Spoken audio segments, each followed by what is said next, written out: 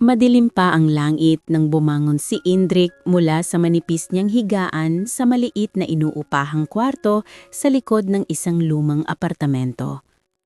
Tahimik niyang pinatay ang alarm sa kanyang lumang cellphone upang hindi magising ang iba pang nangungupahan sa katabing silid. Ilang segundo siyang nakatitig sa kisame. Pilit inipon ng lakas ng katawan na halos hindi na nakapagpahinga. 3 oras lang ang tulog na mula sa mahabang shift kagabi pero wala siyang karapatang magpahinga. Kailangan niyang bumangon, kailangan niyang pumasok. Dahan-dahan siyang tumayo at isinuot ang kanyang uniforme sa paaralan. Maayos pa rin ang tiklop kahit ilang ulit na itong nalabhan at natuyo sa hangin. Kinuha niya ang kanyang bag na may ilang notebook at lumang libro saka tahimik na lumabas ng kwarto. Wala siyang almusal, sanay na siya doon. Isang basong tubig lang ang kanyang pinanglaban sa gutom bago tuluyang lumakad palabas ng eskinita. Sa jeep papunta sa paaralan, nakasandal siya sa bintana. Pinipilit pigilan ng pag-idlip. Ang bawat lubak ng kalsada ay parang nagpapaalala sa kanya kung gaano kabigat ang kanyang pinagdadaanan. Pero sa kabila ng lahat, may isang bagay na hindi niya kilanman binitawan, ang pangarap niyang makapagtapos. Pagdating sa paaralan, tahimik lang siyang umupo sa likod ng classroom. Hindi siya palakibo, hindi rin siya napapansin ng karamihan. Ngunit, pagdating sa recitation, isa siya sa laging handa. Kahit pagod, kahit puyat, pinipilit niyang makasabay. Sa bawat sagot niya, naroon ang determinasyon. Parang yun na lang ang sandata niya laban sa hirap ng buhay. Pagkatapos ng klase, hindi siya dumidiretso sa pahinga. Dumiretso siya sa kanyang pinapasukang trabaho, isang kilalang fast food chain sa lungsod. Doon siya nagtatrabaho bilang service crew mula gabi hanggang madaling araw. Pagpasok pa lang niya sa loob, agad niyang sinuot ang kanyang uniforme at apron saka pumasok sa kusina. "Indrik, ang bagal mo. Hindi ka ba nagmamadali?" Malamig na boses ang agad niyang narinig mula sa likuran. Lumingon siya at nakita si Visor Helios, ang kinatatakutan ng halos lahat ng crew. Matangkad ito, laging seryoso ang mukha at kilala sa pagiging mapangmata. Kahit maliit na pagkakamali, pinalalaki nito. "Pasensya na po, galing lang po kasi akong school." Mahinang sagot ni Indrik habang nag-aayos ng kanyang pwesto. "Hindi ko problema yan. Nandito ka para magtrabaho, hindi para magdahilan." Talim na tugon ni Helios. Tahimik na lang na tumanggo si Indrik. Hindi na siya sumagot pa. Alam niyang kahit anong paliwanag ang gawin niya, wala ring itong silbi. Mas pinili niyang mag-focus sa trabaho kesa makipagtalo. Habang tumatagal ang shift, dumami ang customer. Sunod-sunod ang mga orders at halos hindi na makahinga ang mga crew sa bilis ng galaw. Pawis na pawis si Indrik habang naglalagay ng pagkain sa tray, sabay takbo papunta sa counter. Isang sandali, nagkamali siya ng order. Napagpalit niya ang drinks ng 2 customer. Agad itong napansin ni Helios. "Ano ba yan, Indrik?" Malakas na sigaw nito, dahilan para mapalingon ng ilang customer. "Simpleng trabaho, hindi mo pa magawa ng maayos?" "Pasensya na po, papalitan ko na po agad." Nanginginig na sagot ni Indrik. "Pasensya? Lagi ka na lang ganyan. Kung hindi mo kaya, umalis ka na lang dito. Maraming naghihintay sa trabaho mo." Napayugo si Indrik habang pinapakinggan ng bawat salita. Ramdam niya ang tingin ng mga tao sa paligid. May awa, may husga, at may iba na tila naaaliw pa. Ngunit wala siyang ginawa kundi ayusin ang pagkakamali at ipagpatuloy ang trabaho. Sa gilid, may isang crew na tahimik na nagmamasid. Si Mirel, isa sa mga mas matagal na empleyado. Kita niya ang pagod at hirap ni Indrik, pati ang hindi patas na kato rito. Ngunit, tulad ng iba, nanahimik lang siya. Takot siya naman ang pag-initan. Lumipas ang oras, ngunit hindi nagbago ang sitwasyon. Sa bawat galaw ni Indrik may puna si Helios. Sa bawat pagkakamali may kasamang sigaw. Ngunit sa kabila ng lahat, nanatili si Indrik sa kanyang pwesto, tahimik, matiyaga at pilit lumalaban.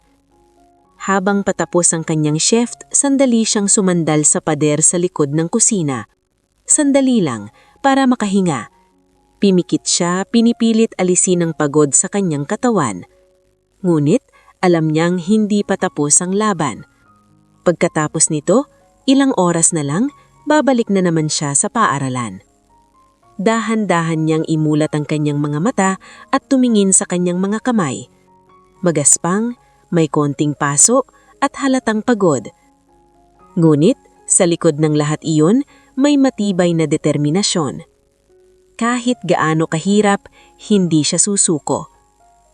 Dahil para kay Indrik, ang bawat pagod, bawat pang-aapi at bawat araw na lumilipas ay isang hakbang papalapit sa pangarap niyang buhay na isang buhay na hindi na niya kailangang maranasang muli ang ganitong klaseng hirap.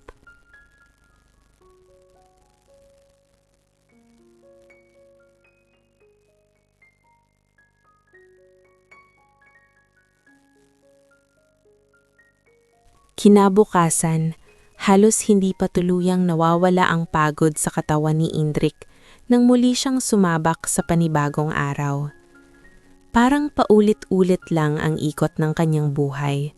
Gising, pasok sa paaralan, trabaho, uwi, konting tulog, tapos balik na naman ulit. Ngulit sa kabila ng nakakapagod na rutina, pilit niyang pinatatag ang sarili. Wala siyang ibang aasahan kundi ang sarili niya. Pagkatapos ng klase, diretso na naman siya sa trabaho.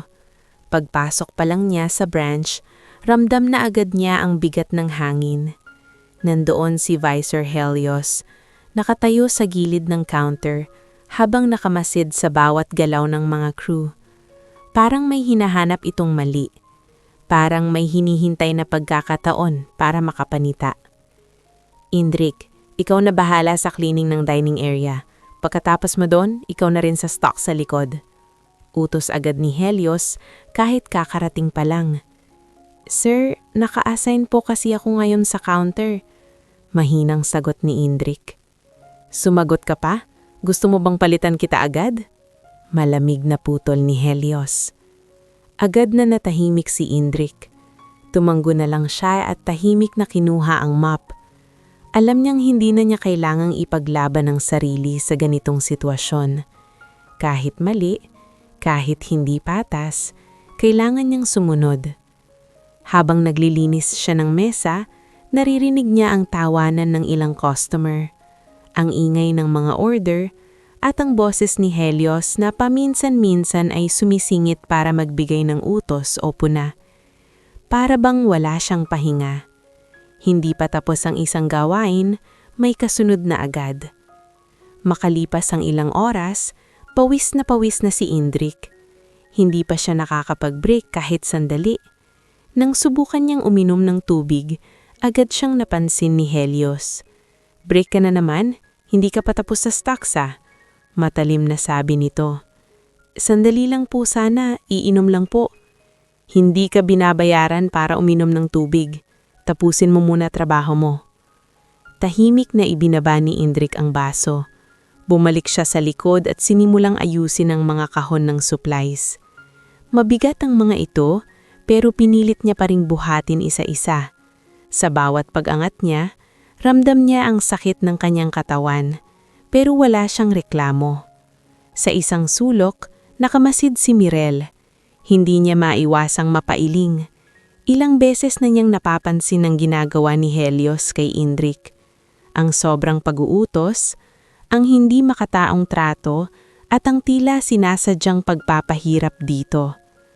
Lumapit siya ng kaunti habang nag-aayos si Indrik ng mga kahon.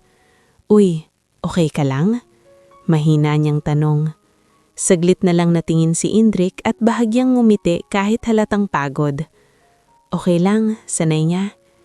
Hindi na tama yan. Sobra ng ginagawa ni Sir. Bulong ni Mirel. Umiling lang si Indrik. Okay lang, kailangan ko lang talaga ng trabaho. Natahimik si Mirel. Alam niyang totoo ang sinabi nito. Sa ganitong buhay, minsan kailangan mong tiisin kahit hindi na tama. Pagbalik ni Indrik sa counter, agad siyang sinalubong ng panibagong utos.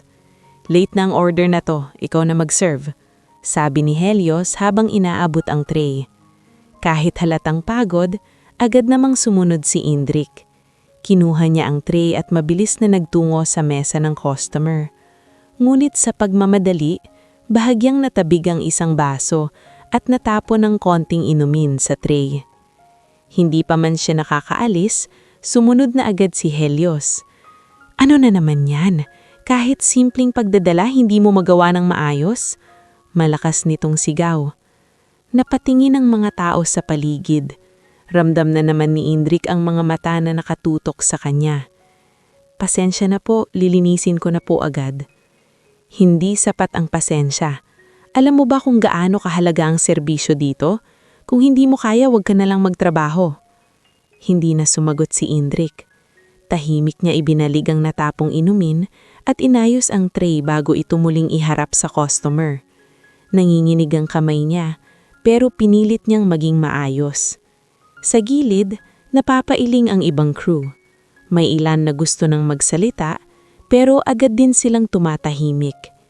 Takot silang mapansin. Takot silang mapunta sa sitwasyon ni Indrik. Lumipas ang oras, ngunit hindi huminto ang pangangaapi. Para kay Helios, si Indrik ang pinakamadaling pagdiskitahan. Tahimik, hindi sumasagot, at laging sumusunod. Ngunit sa kabila ng lahat, pinili pa rin ni Indrik na manatiling matatag. Sa bawat utos, sumunod siya. Sa bawat sigaw, nanahimik siya. At sa bawat pagod, pinilit niyang linalabanan ang kanyang sariling panghihina. Dahil para sa kanya, hindi ito habang buhay. Balang araw, matatapos din ang lahat ng ito. At pagdating ng araw na yon, alam niyang mas magiging matatag siya dahil nalagpasan niya ang lahat ng hirap na hindi kayang tiisin ng karamihan. Kinabukasan, mas mabigat ang pakiramdam ni Indrik kaysa sa mga nagdaang araw. Parang hindi na sapat ang ilang oras na tulog para maibalik ang lakas ng kanyang katawan. Habang naglalakad siya papunta sa paaralan, pakiramdam niya ay bawat hakbang ay may kasamang bigat. Hindi lang sa katawan kundi pati sa isip. Pagpasok niya sa classroom, tahimik siyang naupo sa kanyang pwesto sa likod. Tulad ng dati, walang masyadong pumapansin sa kanya. Ngunit may ilang kaklase na paminsan-minsan ay napapatingin. Marahil napapansin ang kanyang maputlang mukha at mabibigat na mata. Nagsimula ang lecture ng kanilang professor. Malinaw at diretso ang pagtuturo nito, ngunit para kay Indrik, parang lumalabo ang lahat. Ang mga salita ay pumapasok sa kanyang tenga, ngunit hindi lubos na naiintindihan. Pinipilit niyang manatiling gising. Pilit niyang iniangat ang kanyang ulo, ngunit unti-unti siyang nilalamon ng pagod. Saglit siyang pumikit. Iniisip na 1 segundo lang iyon. Ngunit ilang sandali pa, naramdaman niyang parang umiikot ang kanyang paningin. Bigla siyang napahawak sa gilid ng mesa. Indrik? Tawag ng professor, napansin ang kanyang kalagayan. Bago pa siya makasagot, bigla siyang napayuko at muntik nang mawalan ng malay. Agad na napatayo ang ilan niyang kaklase. Uy, okay ka lang? Tanong ng isa habang inaalalayan siya. Unti-unting nagbalik ang kanyang ulirat. Nahihilo siya at tila nanginginid ang kanyang katawan. Ramdam niya ang kaba ng mga taong nakapaligid sa kanya. I'm okay po, nahilo lang. Mahina niyang sagot habang pilit na nungumiti. Lumapit ang professor sa kanya, bakas ang pag-aalala sa mukha nito. Hindi ito simpleng hilo lang. Kailan ka pa huling nakapagpahinga ng maayos? Hindi agad nakasagot si Indrik. Sandali siyang natahimik bago nagsalita. Medyo matagal na rin po. Napabuntong hininga ang professor. Working student ka, hindi ba? Tumanggo si Indrik. Hindi biro ang ginagawa mo. Kailangan mong alagaan ang sarili mo. Kung ipagpapatuloy mo yan ng ganyan, baka mas lalo kang magkasakit. Tahimik lang na nakinig si Indrik. Alam niyang tama ang sinasabi ng professor, ngunit para sa kanya, wala siyang pagpipilian. Pwede ka namang magpahinga kahit isang araw, dagdag pa nito. Umiling siya. Hindi po pwede, kailangan kong pumasok sa trabaho. Natahimik ang professor. Kita sa mga mata nito ang pag-unawa, ngunit may halong lungkot. Hindi na ito nagpumilit pa, ngunit malinaw ang mensahe, nag-aalala ito para sa kanya. Pagkatapos ng klase, may ilang kaklase ang lumapit kay Indrik. Hindi siya sanay na may pumapansin sa kanya kaya bahagya siyang naiilang. Grabe ka, ang sipag mo. Kung ako yan, matagal na akong sumuko, sabi ng isa. Paano mo nagagawa yan? School tapos trabaho pa? Tanong naman ng isa pa. Ngumiti lang si Indrik, simpleyano at tahimik. Kailangan lang talaga. Sa simpleng sagot niyang iyon, may kakaibang bigat. Hindi niya kailangan magkwento ng mahaba. Ramdam na ng mga tao ang hirap na dinadaanan niya. Ang lakas mo, sabi ng isa, may halong paghanga. Ngunit sa loob-loob ni Indrik, hindi niya nakikita ang sarili niya bilang malakas. Para sa kanya, ginagawa lang niya kung ano ang kailangan. Wala siyang ibang pagpipilian. Paglabas niya sa classroom, saglit siyang tumigil sa hallway. Tinignan niya ang paligid, mga estudyante nang nag-uusap, nagtatawanan, may kanya-tanyang mundo. Sandaling napaisip siya kung kailan niya huling naranasan ng ganitong klase ng gaan ng pakiramdam. Mulit mabilis niyang ibinalik ang sarili sa realidad. Kinuha niya ang kanyang bag at naglakad sa labas ng paaralan. Wala siyang oras para magtagal. Kailangan na naman niyang pumasok sa trabaho. Habang nasa jeep, napasandal siya sa upuan at tumingin sa labas. Ang mga ilaw ng kalsada ay tila nagiging malabo sa kanyang paningin. Ngunit sa kabila ng lahat, may isang bagay na malinaw sa kanyang isip. Hindi siya pwedeng huminto. Kahit pagod, kahit nahihirapan, kahit halos bumigay na ang kanyang katawan, kailangan niyang ipagpatuloy. Dahil sa bawat araw na lumilipas, mas lalo siyang lumalapit sa pangarap niyang makapagtapos. At para kay Indrik, iyon lang ang mahalaga. Hindi man kontrolado ang hirap na kanyang dinadaanan, kontrolado naman niya kung paano siya lalaban. At pipiliin niyang lumaban hanggang sa huli. Pagdating ni Indrik sa trabaho ng gabing iyon, ramdam niya agad na may kakaiba sa paraan ng pagtingin sa kanya ni Helios. Parang mas matalim, mas mapanuri. Hindi tulad ng dati na basta na lang siyang inuutusan, ngayon ay tila pinag-aaralan ng bawat galaw niya. Habang nag-aayos siya ng kanyang apron, biglang nagsalita si Helios mula sa likuran. Ikaw pala yung working student, ano? Saglit na natigilan si Indrik. Hindi niya alam kung saan nanggaling ang impormasyong iyon, pero marahil ay may nakapagsabi.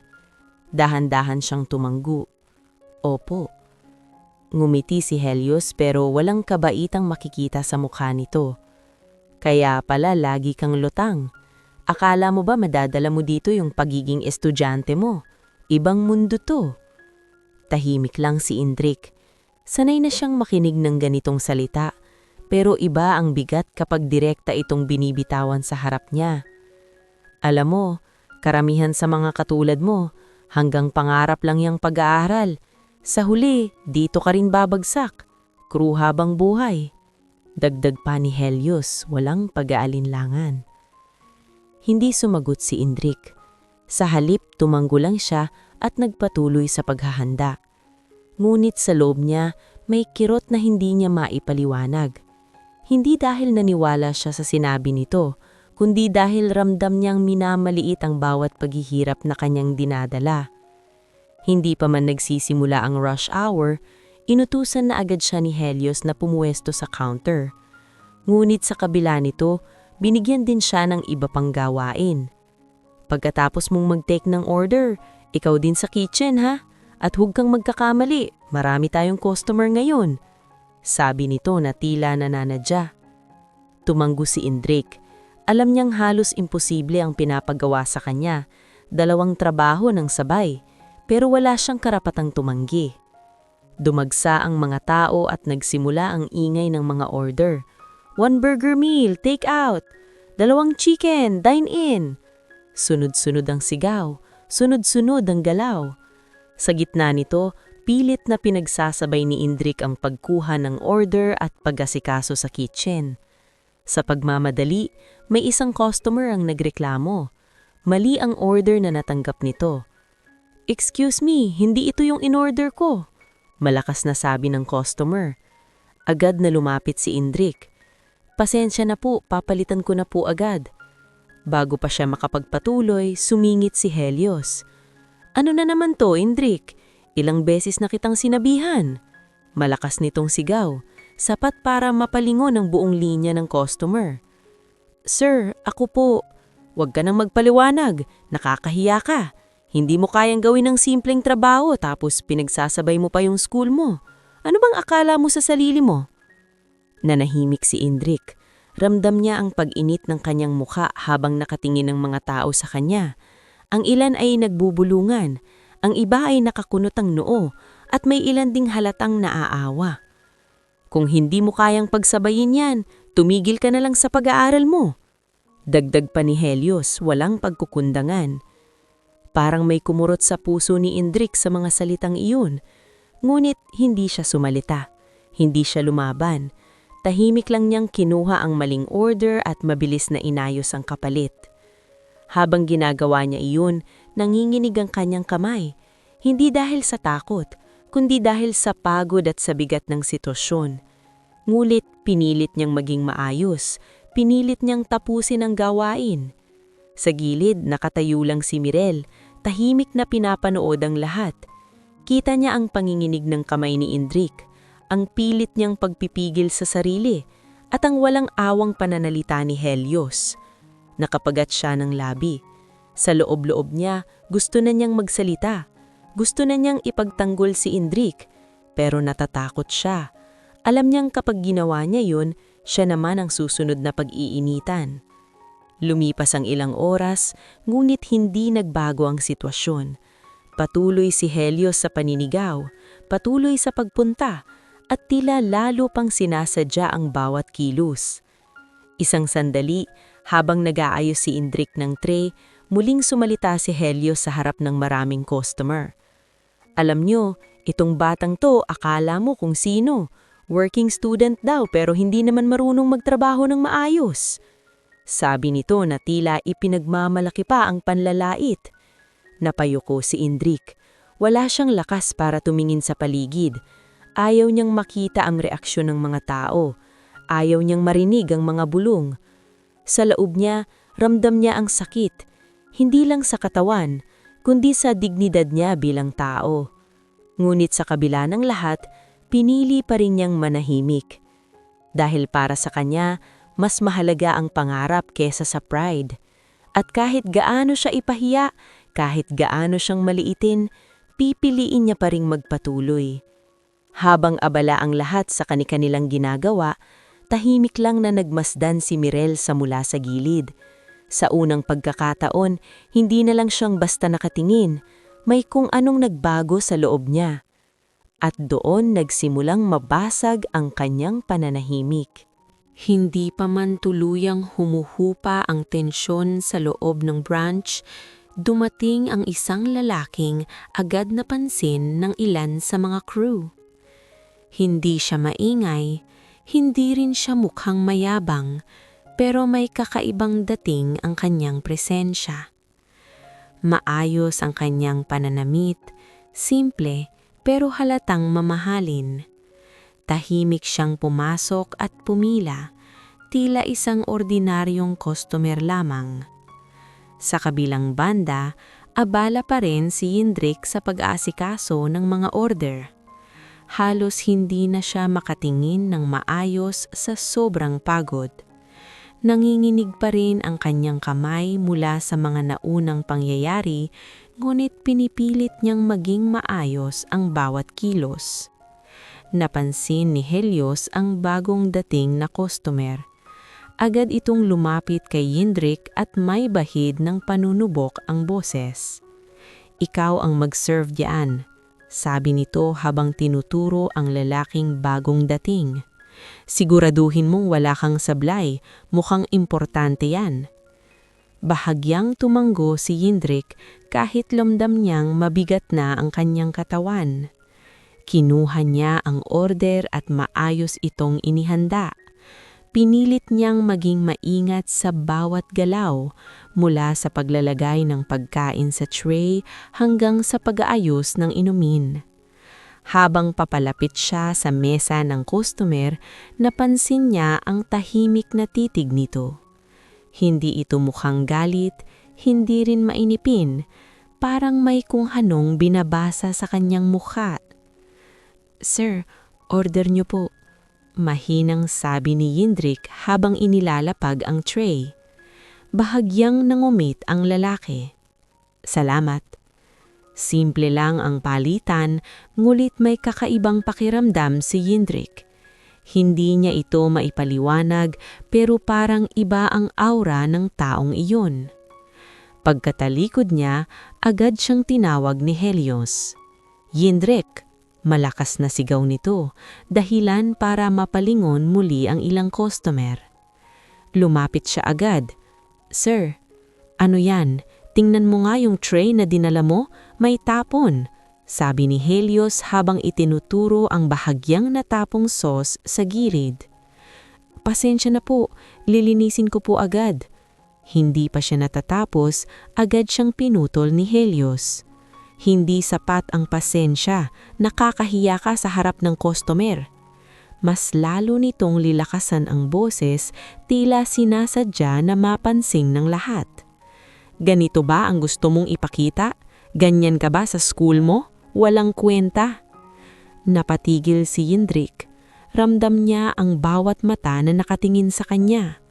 Parang unti-unting bumibigat ang hangin sa paligid. "Sir, aayusin ko na po." "Hindi, dito ka," sigaw ni Helios sabay kuha sa tray na hawak niya. "Tingnan mo to, simpleng trabaho hindi mo magawa. Kung hindi ka lang awa, matagal na kitang pinatalsik." Tahimik lang si Yindrik. Hindi na siya lumaban, hindi na siya nagsalita. Nakayuko lang siya, pinipilit pigilan ang sarili. Sa mesa, tahimik na pinapanood ng lalaking ang nangyayari. Hindi siya kumikibo, ngunit halatang nakatutok ang kanyang atensyon sa eksena. Sa amo ni Yindrik, patuloy ni Helios. "Alam mo, Yindrik, hindi ka uubra sa mundong to. Kahit mag-aral ka pa, kung ganito ka, wala kang mararating." Sa mga salitang iyon, parang may kumirot sa dibdib ni Yindrik. Ngunit tulad ng dati, pinili niyang manahimik. Kinuha niya ang basahan at dahan-dahang lilinis ang tray. Nanginginig ang kanyang kamay, ngunit pinilit niyang maging maayos. Hindi siya tumingin sa paligid. Ayaw niyang makita ang reaksyon ng mga tao. Sa gilid, si Miriel ay hindi na mapakali. Halata sa mukha niya ang pagkadismaya.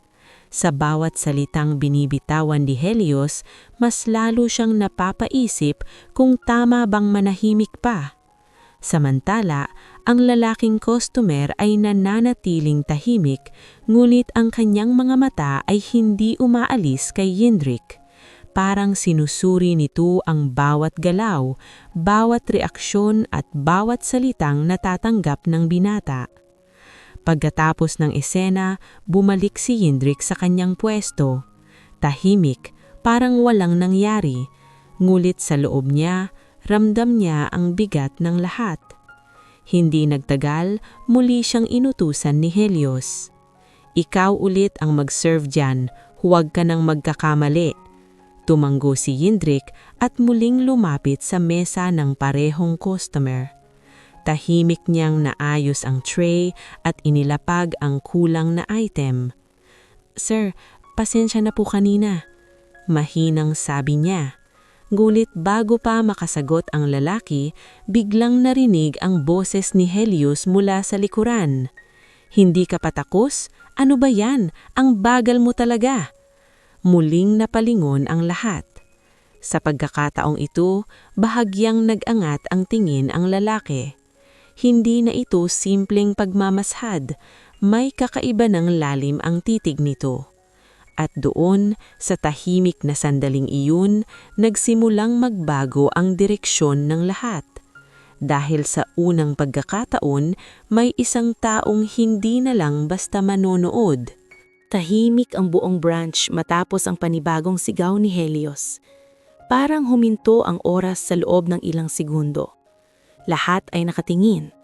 Ang mga customer, ang crew, pati si Mirel na halos hindi na maipinta ang mukha sa inis at awa. Sa gitna ng lahat, nakatayo si Indrik, nakayuko, hawak ang tray na pilit niyang inaayos. Ngunit sa pagkakataong iyon, may ibang gumalaw. Dahan-dahang tumayo ang lalaking customer mula sa kanyang kinauupuan. Hindi siya nagmadali, hindi siya nagtaas ng boses, ngunit sapat ang kanyang presensya para makuha ang atensyon ng lahat. "Excuse me," kalmado niyang sabi, nakatingin kay Helios. Napalingon si Helios, bahagyang nainis sa biglang singit. "Yes sir, may problema po ba sa order niyo?" Umiling ang lalaki. "Wala, pero may problema ako sa paraan ng pakikitungo mo sa empleyado mo." Biglang nanahimik ang paligid, parang walang huminga. Hindi inaasahan ni Helios ang ganitong klaseng sagot mula sa isang customer. "Sir, ginagawa ko lang po ang trabaho ko. Kailangan pong disiplinahin ang mga staff," sagot ni Helios, pilit pinakakalma ang sarili. "Disiplina?" Putol ng lalaki, bahagyang tumaas ang kilay. "Sa ganitong paraan? Sa harap ng maraming tao? Pinapahiya mo siya." Bahagyang natahimik si Helios, ngunit agad din itong bumawi. "Sir, hindi niyo po naiintindihan ang sistema dito. Kung hindi ko sila hihigpitan, babagsak ang serbisyo namin." Hindi dahilan ang sistema para tratuhin ang tao na parang wala siyang halaga. Malamig na tugon ng lalaki. Napatingin ng ilang customer sa isa't isa. May mga tumanggo, tila sumasang-ayon. Si Mirel naman ay napahawak sa kanyang apron, hindi makapaniwala na may taong naglakas loob magsalita. Ngunit si Helios, hindi basta magpapatalo. "Sir, respeto naman po. Crew lang po iyan. Kung hindi niya kaya ang trabaho, pwede naman siyang umalis," sabi nito, may halong yabang. Sa salitang iyon, tila may nagbago sa ekspresyon ng lalaki. Hindi na ito basta kalmado, may kung anong tumalim sa kanyang tingin. "Crew lang?" Ulit nito, dahan-dahan.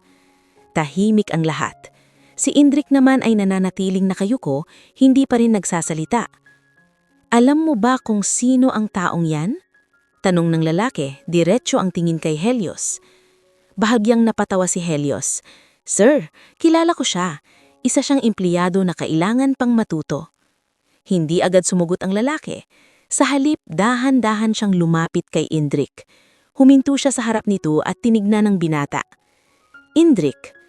Sa unang pagkakataon, napaangat ng tingin si Indrik. Bahagya siyang nanlaki ng mata.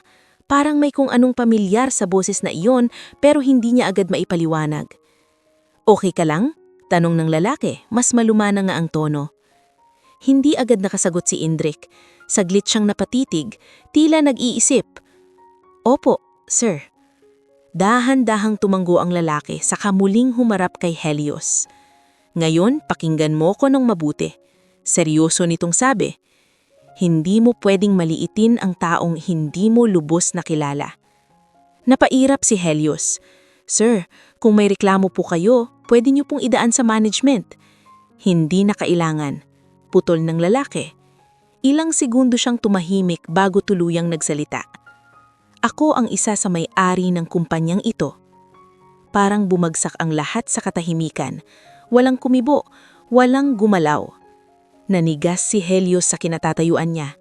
Unti-unting nawala ang kumpiyansa sa kanyang mukha. Ano po?" Halos pabulong niyang sabi. Ngunit hindi pa doon nagtatapos. "At ang binatang minamaliit mo, Dagdag ng lalaki, sabay tingin kay Indrik, ay anak ko. Mas lalong lumalim ang katahimikan. Ang ilan sa mga crew ay napakapit sa kanilang kinatatayuan. Si Mirel naman ay napatakip sa kanyang bibig sa gulat. Si Helios, hindi na makapagsalita. Parang naubusan siya ng hangin. Si Indrik naman ay nananatiling nakatayo, ngunit halatang naguguluhan. Hindi niya inaasahan ang ganitong sitwasyon. Hindi niya inaasahan na mangyayari ito dito sa ganitong paraan. Ang lalaking kanina'y tahimik lang na customer, ngayon ay nakatayo bilang isang taong may kapangyarihan. Hindi dahil sa posisyon, kundi dahil sa katotohanan. At hayaan mong sabihin ko sa'yo, hindi mo pwedeng maliitin ang taong hindi mo lubos na kilala. Walang sumagot, walang naglakas loob. Dahil sa sandaling iyon, nagbago ang lahat. Ang dating tahimik na eksena ng pang-aapi ay napalitan ng isang katotohanang hindi kayang itago. At sa unang pagkakataon, si Indrik, ang binatang laging nakayuko, ay napunta sa gitna ng isang katotohanang hindi alam ng karamihan. Hindi agad nakaimik ang lahat matapos ang revelasyon. Parang may bumagsak na bigat sa loob ng branch na hindi maipaliwanag.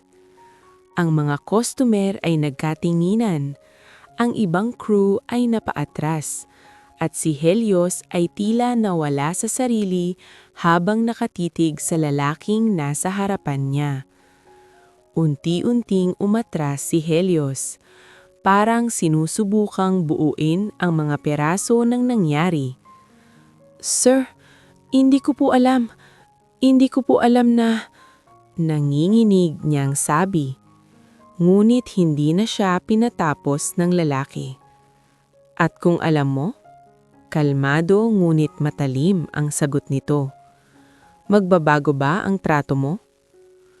Natahimik si Helios. Hindi siya makasagot.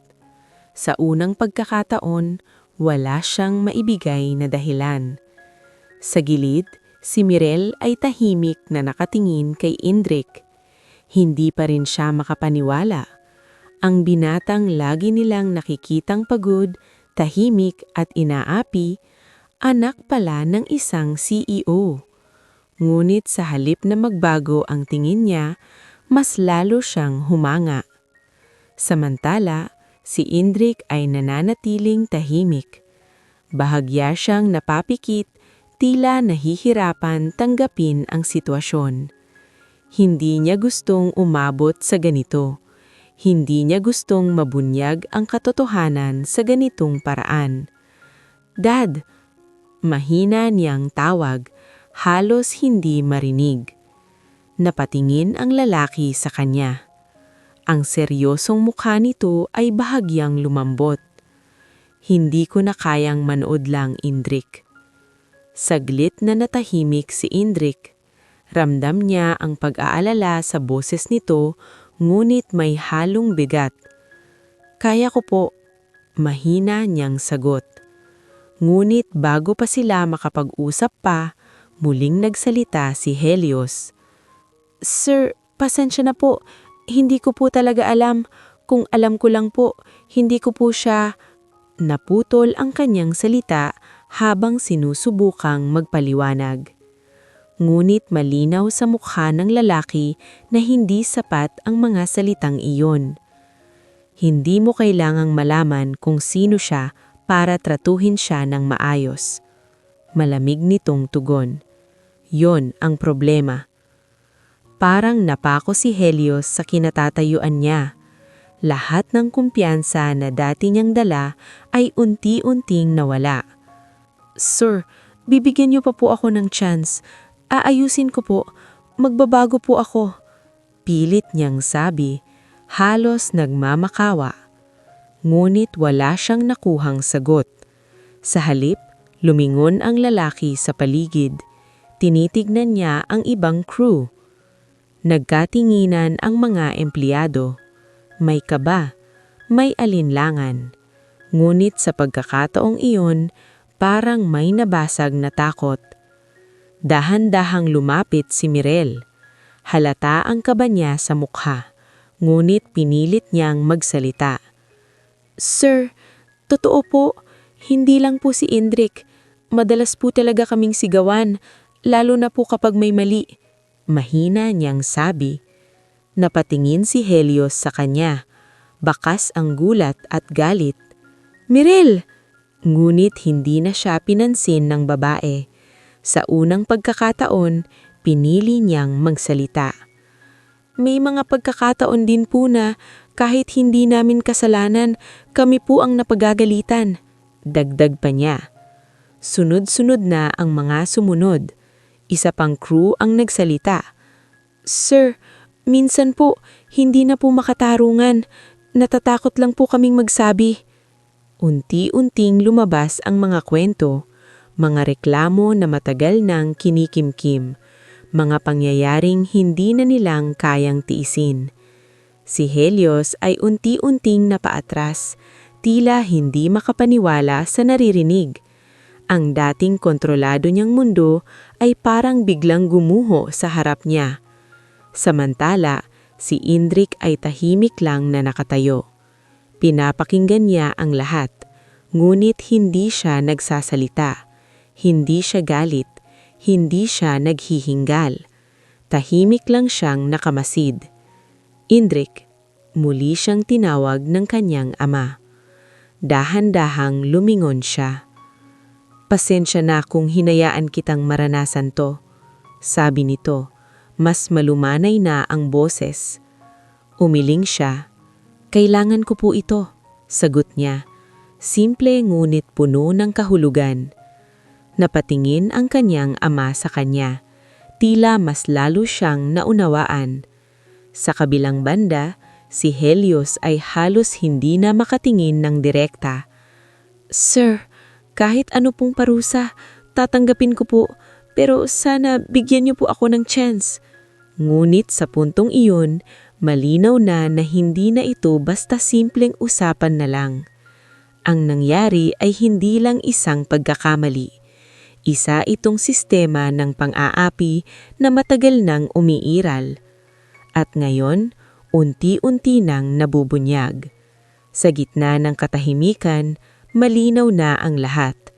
Ang dating nasa itaas ay unti-unti nang bumabagsak. At ang dating inaapi ay nagsisimula ng makita sa tunay niyang halaga. Matapos ang mabigat na eksenang iyon, hindi na pinatagal pa ng ama ni Indrik ang sitwasyon. Sa mismong gabing iyon, ipilatawag niya ang branch manager at ilang kinatawan ng management upang agad na masuri ang nangyayari sa loob ng branch. Hindi na ito pwedeng ipagpabukas pa. Ang dating simpleng operasyon ng isang fast food branch ay biglang naging sentro ng isang mas malalim na problema. Pinauwi muna ang ilang customer habang ang iba naman ay tahimik na nagmasid sa gilid. Ang mga crew ay pinapila sa loob, ramdam ang kaba sa bawat isa.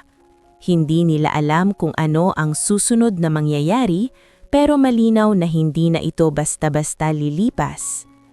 Si Helios ay nakatayo sa isang sulok, tahimik, tila wala na ang dating tikas sa kanyang tindig. Hindi na siya ang dominanteng visor na kinatatakutan ng lahat. Ngayon, isa na lamang siyang empleyadong hinihintay ang magiging desisyon sa kanya.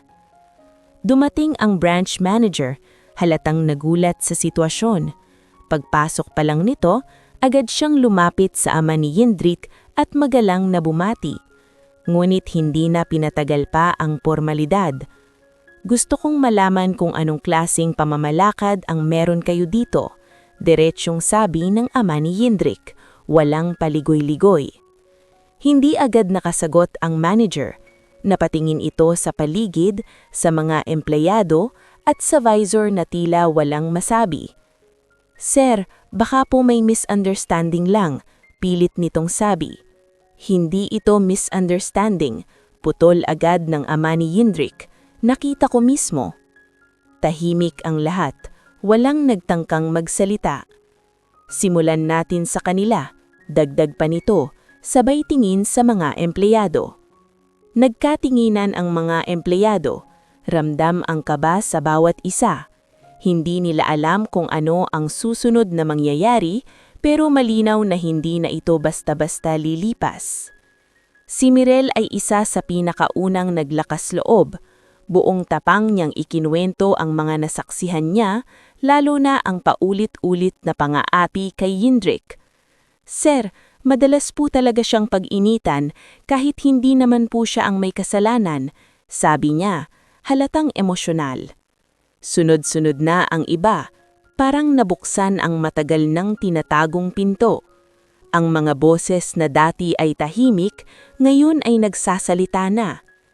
Ang branch manager ay unti-unting napayuko habang nakikinig. Halata sa mukha nito ang pagkabigla. Marahil ay hindi niya inaasahan na ganito kalala ang nangyayari sa ilalim ng kanyang pamamahala. Samantala, si Jindrik ay tahimik lang sa gilid. Hindi siya nakisali, hindi siya nagdagdag ng kwento. Pinili niyang makinig tulad ng laging niyang ginagawa. Matapos marinig ang lahat, tumingin ang ama ni Jindrik kay Helios. May gusto ka bang sabihin? Tanong nito. Sablit na natahimik si Helios. Halata ang pag-aalangan, ngulit sa huli, nagsalita rin siya. Sir, aminado po ako, may pagkukulang ako, pero hindi ko po sinasadya na... Hindi sinasadya? Ulit ng ama ni Jindrik. Paulit-ulit na nangyari, pero hindi sinasadya? Natahimik si Helios. Wala na siyang maibigay na sagot. Ang pamumuno ay hindi tungkol sa pananakot. Responsibilidad mo ang mga taong nasa ilalim mo. Walang imik si Helios. Ang dating matapang na tinig ay napalitan ng katahimikan. Agad na inatasan ng ama ni Jindrik na ang management ay magsagawa ng mas malalim na investigasyon. Hindi lang ito simpleng paglabag, ito ay sistematikong abuso na kailangang itama. Simula ngayon, gusto kong masigurado na magiging patas ang sistema dito. Walang dapat matakot magsalita. Sa sandaling iyon, may kung anong nagbago sa loob ng branch. Ang dating lugar na puno ng takot ay unti-unting napalitan ng pag-asa. Si Mirel ay napahinga ng malalim. Sa wakas, may nangyari. Sa wakas, hindi na sila kailangang manahimik. Si Jindrik naman ay nanatiling kalmado. Hindi siya numiti, hindi rin siya nagpakita ng tuwa. Ngunit sa loob niya, alam niyang may nagbago. Hindi para sa kanya lang, kundi para sa lahat. At sa gabing iyon, nagsimula ang isang proseso na hindi na kayang pigilan, ang paglalantad ng katotohanan at ang unti-unting pagwawasto sa maling sistema na matagal nang umiiral. Ilang araw ang lumipas matapos ang investigasyon at ramdam agad ang pagbabago sa loob ng branch. Hindi na ganon sa bigat ang hangin, hindi na ganon katahimik ang mga empleyado. May kakaibang luwag sa kanilang kilos. Parang sa unang pagkakataon, nakakahinga sila ng hindi kinakabahan. Ngunit sa likod ng pagbabagong iyon, may isang taong patuloy na dinadala ang bigat ng mga nangyari. Si Helios ay nakaupo sa maliit na opisina, tahimik na naghihintay. Wala na ang dating tindig niya. Wala na ang kumpiyansa sa kanyang mga mata. Ang dating visor na kinakatakutan ng lahat ay ngayon ay tila isang ordinaryong empleyado na kinakabahan sa magiging kapalaran niya. Pumasok ang branch manager kasama ang isang kinatawan mula sa mas mataas na management. Sa likod nila, tahimik na nakatayo ang ama ni Jindrik. Seryoso ang mukha. Helios, panimula ng manager. Natapos na ang investigasyon. Dahan-dahang tumayo si Helios. Ramdam ang paninginig ng kanyang kamay. Sir, batay sa mga testimonya at ebidensya, malinaw na nagkaroon ng paulit-ulit na pang-aabuso sa loob ng branch. Diretso nitong sabi. Walang nakapagsalita. Si Helios ay nakayuko, pinipilit tanggapin ang bawat salitang bumabagsak sa kanya. Dahil dito, napagdesisyonan ng management na wakasan ang iyong serbisyo sa kumpanya, epektibo agad. Parang tumigil ang mundo ni Helios sa sandaling iyon. Hindi siya agad nakagalaw. Ilang segundo siyang nakatayo, tila hindi pa rin lubos na nauunawaan ang nangyayari. "Sir, please, kahit isa pang pagkakataon lang po," mahina niyang sabi, halos pabulong. Ngunit walang nagbago sa desisyon. "Hindi na ito simpleng pagkakamali," sagot ng manager. "Responsibilidad namin na protektahan ng mga empleyado." Napapikit si Helios. Sa unang pagkakataon, tuluyang nawala lahat ng kanyang depensa. Hindi na siya nakipagtalo. Hindi na siya naghanap ng dahilan. "Pasensya na po," mahina niyang sabi. Hindi na malinaw kung kanino nakatuon ang kanyang paghihingi ng tawad. Matapos iyon, tahimik siyang lumabas ng opisina. Dala ang kanyang mga gamit. Sa bawat hakbang niya palabas ng branch, ramdam niya ang bigat ng kanyang ginawa. Ang mga sigaw, ang mga panlalait, ang mga pagkakataong pinili niyang maliitin ang iba. Sa labas, saglit siyang huminto. Tumingin siya sa loob ng branch kung saan dati siyang may kontrol. Ngayon, wala na siyang babalikan.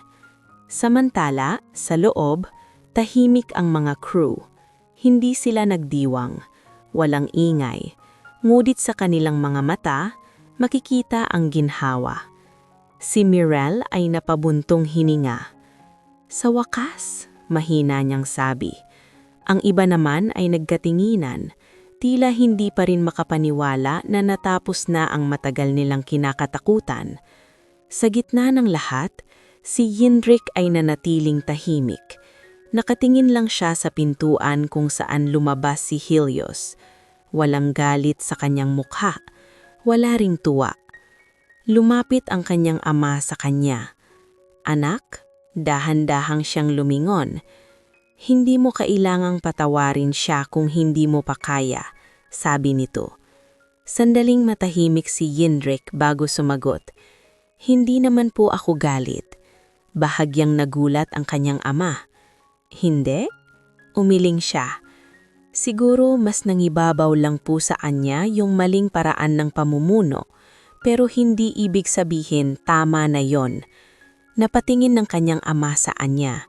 Tila mas lalo niya siyang naunawaan. "Alam mo," dagdag ni Yindrik, "ayoko pong maranasan ng iba yung naranasan namin." Tahimik na tumanggo ang kanyang ama. Sa simpleng salita ng kanyang anak, naroon ang lalim ng kanyang pagkatao. Sa mga sumunod na araw, unti-hunting nagbago ang sistema sa branch. Mas naging maayos ang pamamalakad, mas naging patas ang trato sa bawat isa. May mga bagong patakaran na ipinatupad upang masiguradong hindi na mauulit ang nangyari. Ang mga empleyado ay nagsimulang magtrabaho ng may kumpiyansa. Hindi na sila takot magkamali, hindi na sila takot magsalita. Si Mirel ay mas naging bukas, ang iba ay mas naging masigla, at sa bawat araw, mas ramdam ang pagbabago. Si Yindrik naman ay bumalik sa kanyang dating rutina, paaralan sa umaga, trabaho sa gabi.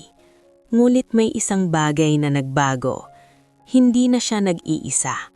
Sa bawat hakbang niya, may mga taong handang umunawa, may mga taong handang sumorta, at sa kabila ng lahat ng kanyang pinagdaanan, nanatili siyang pareho, tahimik, matiyaga, at may pusong hindi kayang baguhin ng kahit anong hirap. Dahil para kay Yindrik, ang tunay na tagumpay ay hindi lamang tungkol sa pag-angat sa buhay, kundi sa pagiging tao sa kabila ng lahat. Lumipas ang ilang linggo matapos ang insidente at unti-unting bumalik sa normal ang takbo ng buhay sa branch. Ngunit para kay Indrik, may isang mahalagang pag-uusap na hindi pa natatapos. Ang usapan nila ng kanyang ama. Isang gabi, matapos ang shift niya, napansin niyang may naghihintay sa labas ng branch. Nakasandal sa isang maitim na sasakyan ng kanyang ama, tahimik na nakatingin sa kanya. Hindi na ito nakasuot ng formal na kasuotan tulad noong araw na iyon, ngunit ramdam pa rin ang bigat ng kanyang presensya. Lumapit si Endrik, dala ang kanyang bag. Saglit silang nagkatiginan bago nagsalita ang kanyang ama. "Pagod ka na?" sabi nito, halatang may pag-aalala. Ngumiti lang si Endrik. "Sanay na po." Hindi agad sumagot ang kanyang ama. Sa halip, binuksan nito ang pinto ng sasakyan. "Sumakay ka muna. Mag-usap tayo." Tahimik na sumunod si Endrik. Sa loob ng sasakyan, ilang segundo silang parehong nanahimik. Taning ang tunog ng makina at ang ilaw ng kalsada ang kasama nila. "Anak," panimula ng kanyang ama. "Hindi mo na kailangang magtrabaho dito." Napatingin si Endrik. Hindi ito ang unang beses na narinig niya ang ganitong alok, pero ngayon, mas seryoso ang tono ng kanyang ama. "Kaya kong ibigay lahat ng kailangan mo. Pwede kang mag-focus sa pag-aaral. Mas mapapadali ang lahat." Tahimik na nakinig si Endrik, hindi siya agad sumagot. "Hindi mo kailangang patunayan ang sarili mo sa ganitong paraan." Dagdag pa nito. Huminga ng malalim si Endrik bago nagsalita. "Hindi ko po ginagawa to para patunayan ang sarili ko." Napatingin ang kanyang ama sa kanya. "Ginagawa ko po to dahil gusto kong maranasan kung paano kumita ng sarili kong pera. Gusto kong maintindihan kung paano mamuhay ng hindi umaasa sa iba." Mahinahong niyang sabi. Sandaling natahimik ang kanyang ama. Hindi ito agad nakasagot. "Alam ko po na kaya niyo akong tulungan, pero kung aalis ako ngayon, parang tinakasan ko lang lahat ng pinagdaanan ko." Nabuntong hininga ang kanyang ama. "Hindi ko lang kayang makita kang nahihirapan." "Hindi po ako nahihirapan ng walang dahilan," sagot ni Endrik. "Bawat pagod ko may natututunan ako. Bawat hirap may pinupuntahan." Tahimik na napangiti ang kanyang ama, bagamat may halong lungkot. "Ang laki mo na talaga." Bahagyang ngumiti si Endrik. "Matagal na po." Muling natahimik ang dalawa, ngunit sa pagkakataong iyon, hindi na mabigat ang katahimikan. May pag-unawa na sa pagitan nila. "Kung iyon ang gusto mo, hindi kita pipigilan, pero may isang bagay akong hihilingin." "Ano po yun?" "Tapusin mo yan. Huwag kang susuko." Tumanggo si Endrik. "Opo." Pagbaba niya ng sasakyan, pakiramdam niya ay mas magaang ang kanyang dibdib. Hindi dahil nawala ang pagod, kundi dahil malinaw na sa kanya ang kanyang landas. Sa mga sumunod na araw, ipinagpatuloy niya ang kanyang rutina. Paaralan sa umaga, trabaho sa gabi. Ngunit ngayon, may kakaibang kumpiyansa na sa kanyang mga galaw. Sa trabaho, mas maayos na ang sistema. Wala na ang sigaw, wala na ang takot. Ang mga crew ay nagtutulungan. Mas magaang ang pakikitungo sa isa't isa. Isang gabi, habang nag-aayos si Endrik ng counter, lumapit si Mirel. "Alam mo, ibang-iba na ngayon dito." Ngumiti si Endrik. "Mas maayos na." "Dahil sa'yo yan." Umilin siya. "Hindi lang dahil sa'kin, dahil sa lahat." Napangiti si Mirel. "Pero kung hindi ka nagsimula, baka hanggang ngayon tahimik pa rin kami." Hindi na sumagot si Endrik, tahimik lang siyang nagpatuloy sa kanyang ginagawa. Sa paaralan naman, mas naging maayos ang kanyang kalagayan. Bagamat pagod pa rin, mas nagiging malinaw na ang kanyang direksyon. Mas nagiging handa siya sa bawat aralin. Mas nagiging determinado sa bawat hakbang. Hindi pa tapos ang laban, ngunit malayo na ang kanyang narating. At sa bawat araw na lumilipas, mas lalo niyang pinapatunayan na ang tunay na lakas ay hindi nasusukat sa estado sa buhay, kundi sa kakayahang manatiling matatag sa kabila ng lahat. Si Hendrik, ang tahimik na working student, ay patuloy na lumalaban, hindi para sa iba, kundi para sa sarili niyang pangarap. At sa landas na pinili niya, wala na siyang balak lumihis pa. Lumipas ang mga buwan at unti-unting nagbunga ang lahat ng paghihirap na pinagdaraanan ni Jindrik. Hindi naging madali ang bawat araw. Nandyan pa rin ang pagod, ang kakulangan sa tulog, at ang mga pagkakataong halos gusto na niyang sumuko. Ngunit sa bawat pagkakataon, naaalala niya kung bakit niya ito sinimulan. Sa huling taon niya sa kolehiyo, mas naging abala siya kaysa dati. Mas mabibigat ang subjects, mas mahahabang oras sa pag-aaral, at mas maraming responsibilidad. Ngunit hindi na siya tulad ng dati na halos bumibigay na ang katawan. Mas naging disiplinado siya.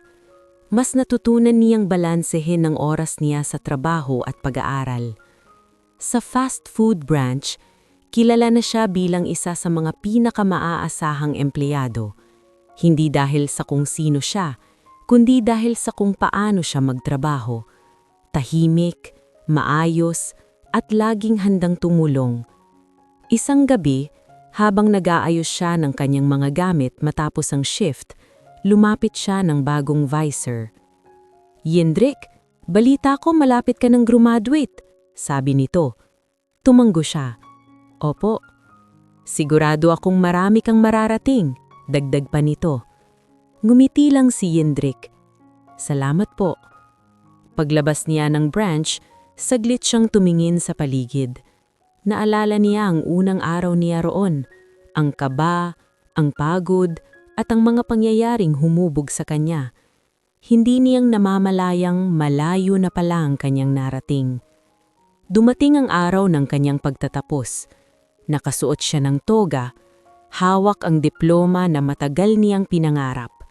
Sa gitna ng maraming tao, hinanap niya ang isang pamilyar na mukha.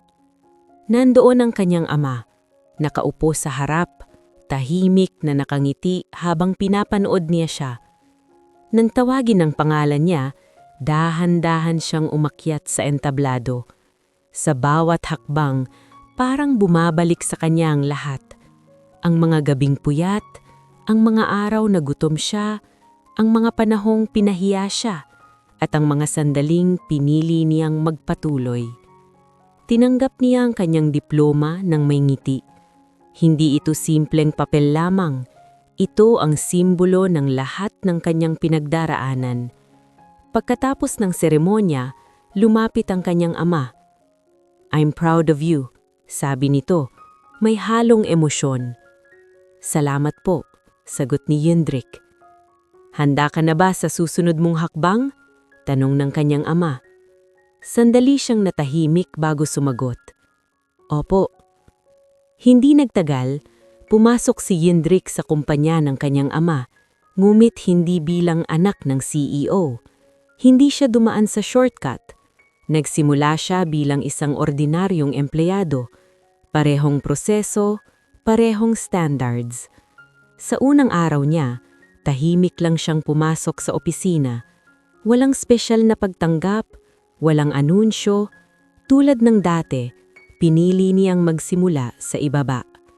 Unti-unti, nakilala siya ng kanyang mga katrabaho, hindi bilang anak ng may-ari, kundi bilang isang taong marunong makisama, marunong makinig, at marunong respeto. Sa bawat gawain, pinapakita niya ang kanyang dedikasyon. Sa bawat problema, pinipili niyang maging patas. At sa bawat pagkakataon, inuuna niyang kapakanan ng iba. Makalipas ang ilang taon, unti-unti siyang umangat sa posisyon, hindi dahil sa koneksyon, kundi dahil sa kakayahan. At sa araw na siya ay naging isa sa mga namumuno sa kumpanya, may isang bagay na hinding-hindi niyang nakakalimutan.